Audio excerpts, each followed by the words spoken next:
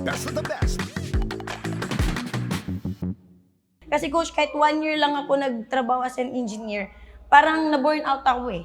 Oo. Opo, na hindi po sa sa mga professionals, pero yun yung na-experience ko. May mga nanonood na engineer dyan. Opo, disclaimer tayo sa mga kako-engineer ko, di ba, sa mga employee professionals na katulad ko.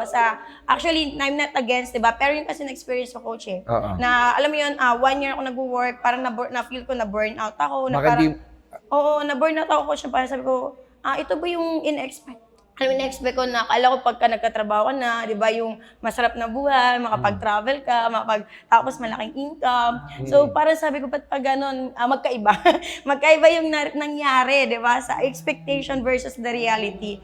So, na kung saan, nakikita ko sa mga nag-uuno, sa mga naging successful, kumikita ng malaki, sila mismo na-experience nila yung travel, di ba, tapos may mga house and lot, may mga kotse. Sabi ko, gusto ko ito yung pangarap ko.